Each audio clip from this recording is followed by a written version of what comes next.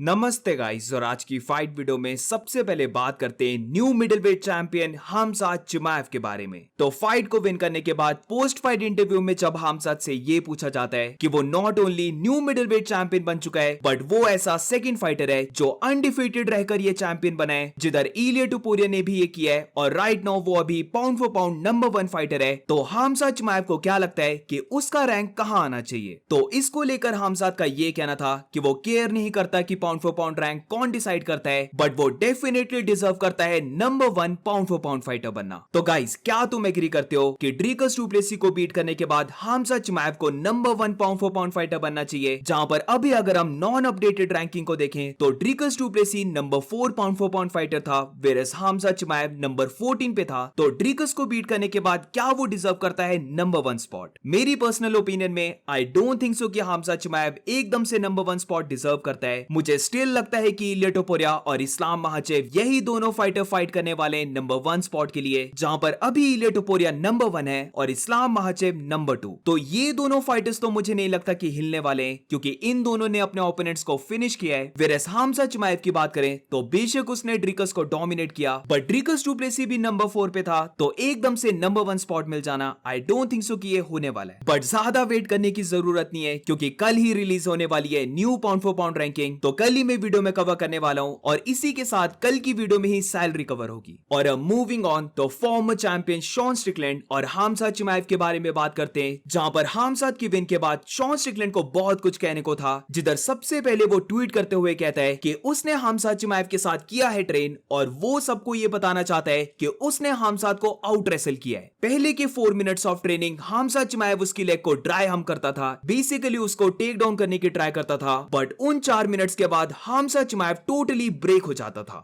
इसके साथ शॉन ये कहता है कि प्रोबेबली पूरी मिडिल वेट डिवीजन में वही एक ऐसा फाइटर है जो लिटिल होर हमजात चिमाएव को पूरे 5 राउंड्स आउट रेसल कर सकता है। बट हमजात से फाइट करने के लिए इट्स लुकिंग लाइक उसे सबसे पहले कपल ऑफ विंस को लेना पड़ेगा और फिर उसके बाद वो लिटिल बिच हमजात चिमाएव के साथ फाइट कर पाएगा। अब to be honest guys, I don't think so कि ऐसा होने वाला है। शॉन स्ट्रिकलैंड का स्टांस ही वैसा नहीं है कि वो हमजात के टेकडाउन्स को डिफेंड भी कर पाएगा। अगर हर किसी को ड्रीकस का स्टांस बुरा लगा है तो शॉन स्ट्रिकलैंड तो पूरा स्ट्रेट खड़ा होता है। मुझे लगता है कि ये स्ट्रिकलैंड के लिए बहुत ही ज्यादा मुश्किल फाइट होगी, क्योंकि वंस अगेन हमजात चिमाएव उसके ऊपर अर्ली टेकडाउन्स को शूट करने वाला है और मुझे नहीं लगता कि शॉन उन्हें डिफेंड कर पाएगा। एनीवेज, हमजात चिमाएव की हम खुद ही सुन लेते हैं कि उसने शॉन स्ट्रिकलैंड के बारे में क्या बोला है, जहां पर पोस्ट फाइट में जब उसे ये सब बताया जाता है कि शॉन ने ऐसा बोला है, तो सबसे पहले तो हमजात चिमाएव हंसने लग पड़ता है और फिर वो कहता है कि जब स्ट्रिकलैंड ने ड्रीकस के साथ फाइट की थी तो ड्रीकस उसे मल्टीपल टाइम्स ग्राउंड में लेके गया था, तो अगर शॉन की फाइट उसके साथ हो जाती है तो फिर वो उसे कैसे ग्राउंड में लेके जाएगा? जब उन्होंने ट्रेन किया था तो उसने ऑलरेडी शॉन स्ट्रिकलैंड को हर फील्ड में बीट किया था, बी इट रेसलिंग या फिर be it striking. Sean overall बहुत ज्यादा बातें करता है और वो बेसिकली एक फनी गाय है। तो बेसिकली हम बोल सकते हैं हमजात ने यहाँ पर शॉन को कंप्लीटली ही डिसरिगार्ड कर दिया है कि वो उसे आउट रेसल कर सकता है पूरे 5 राउंड्स। अब एक और अपडेट है हमजात का, जहां पर ये मुझे काफी अच्छा लगा, जिधर हमजात से पूछा जाता है कि क्या वो UFC 321 जो अबू धाबी का कार्ड है वहां पर रेडी है फाइट करने के लिए। अब इसका रिप्लाई देते हुए हमजात ये कहता है कि वो हमेशा रेडी है फाइट करने के लिए और ड्रीकस की फाइट से उसने कोई भी इंजरीज को नहीं लिया है, वो कंप्लीटली हेल्दी है। तो हमजात चिमाएव के अकॉर्डिंग वो रेडी हो जाएगा अक्टूबर अबू धाबी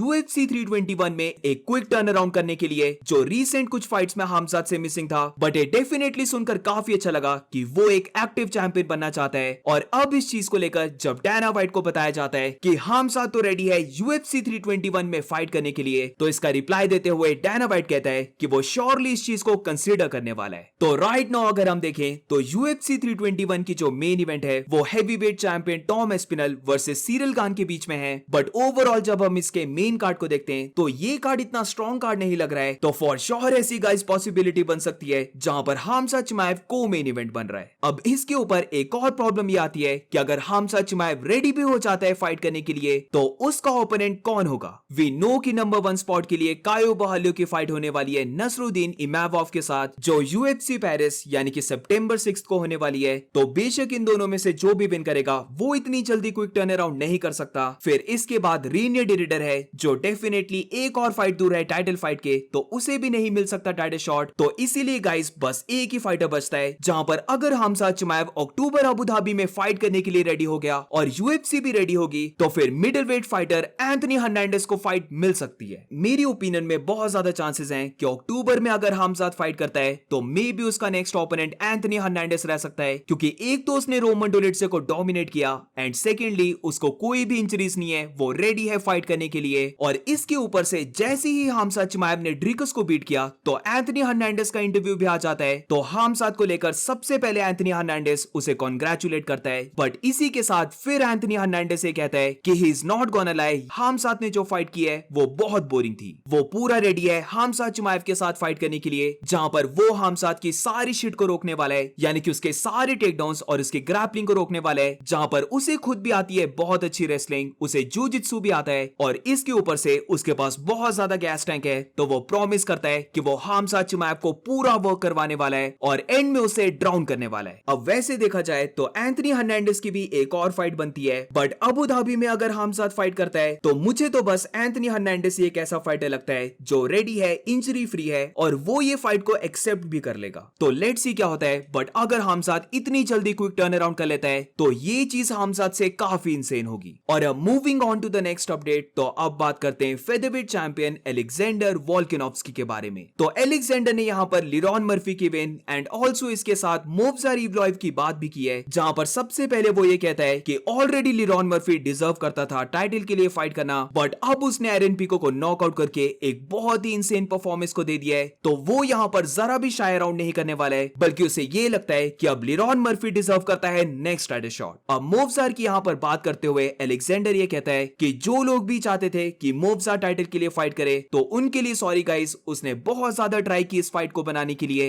इनफैक्ट मोव्जा रीवलॉइव को एरन पिको के साथ अपॉर्चुनिटी भी मिल गई थी, जहां पर अगर वो फाइट को विन कर जाता तो उसे मिल जाता नेक्स्ट टाइटल शॉट, बट जैसे कि उसने फाइट से पुल आउट कर लिया तो इसीलिए लिरॉन मर्फी स्टेप इन करता है और वो फाइट को ब्रूटली विन करता है। ऑल्सो इसी के साथ अलेक्जेंडर अपनी नेक्स्ट फाइट कब चाहता है इसको भी अनाउंस कर देता है, जहां पर वो लिरॉन मर्फी को कॉल आउट करता हुआ कहता है सी यू इन दिसंबर। अब इसके साथ लिरॉन मर्फी भी इस चैलेंज को एक्सेप्ट कर लेता है, जहां पर वो भी एग्री कर गया है दिसंबर में फाइट करने के लिए। और जब ये चीज पोस्ट फाइट इंटरव्यू में डैना वाइट को बताई जाती है तो डैना वाइट यहां पर कहता है आई लव इट। तो मान के चलो guys, Alexander Volkanovski versus Lerone Murphy की फाइट बुक होने वाली है और ये फाइट होने वाली है दिसंबर में। और अब moving on to the next update, तो अब बात करते हैं कार्लोस प्राटेस और माइकल वेनम पेज के बारे में। सबसे पहले तो ये दोनों फाइटर्स पार्टी में मिलते हैं, जहां पर दोनों एक दूसरे से काफी फ्रेंडली हैं, बट जब फाइट करने की बारी आती है तो एज वी नो कि जेफ नील को नॉकआउट करने के बाद कार्लोस प्राटेस ने डिमांड की थी कि वो यूएफसी ब्राजील जो अक्टूबर में होने वाला है फाइट नाइट कार्ड, वहां पर वो चाहता है कि वो को मेन इवेंट में फाइट करे। तो कार्लोस प्राटेस का तो उसी टाइम पर डायना वाइट कंफर्म कर देता है कि वो डेफिनेटली फाइट करने वाला है यूएफसी ब्राजील के कार्ड में। और अब रिसेंटली माइकल वेनम पेज ने एक्सेप्ट कर लिया है कि वो कार्लोस प्राटेस के साथ फाइट करने के लिए रेडी है। तो एमवीपी का ये कहना था कि वो डेफिनेटली चाहता है कि वो कार्लोस प्राटेस के लिए फाइट करे, और अगर उसे ऑप्शन मिलता है कार्लोस के साथ यूएफसी ब्राजील में फाइट करने के लिए तो वो इस फाइट के लिए एग्री कर जाएगा। तो इसका मतलब ये होगा कि एमवीपी मिडिल वेट डिवीजन से अब वापस वेल्टरवेट डिवीजन में आने वाला है। और जो ये मैचअप है ये काफी इंसेन मैचअप है, एमवीपी वर्सेस कार्लोस प्राटेस, बहुत ही इंसेन फाइट नाइट कार्ड हो जाएगा ये, जहां पर मेन इवेंट के बारे में हमें पता है कि चार्ल्स ओलिवेरा वर्सेस राफाइल फिजीब की है। तो कार्लोस प्राटेस तो इस कार्ड में फाइट कर रहा है, बट अब लेट्स सी क्या एमवीपी को ये अपॉर्चुनिटी मिलती है। And that's it for today guys, आज की फाइट वीडियो में बस इतना ही। अगर तुम्हें वीडियो अच्छी लगी हो तो please make sure to like subscribe. मिलते हैं नेक्स्ट वीडियो में।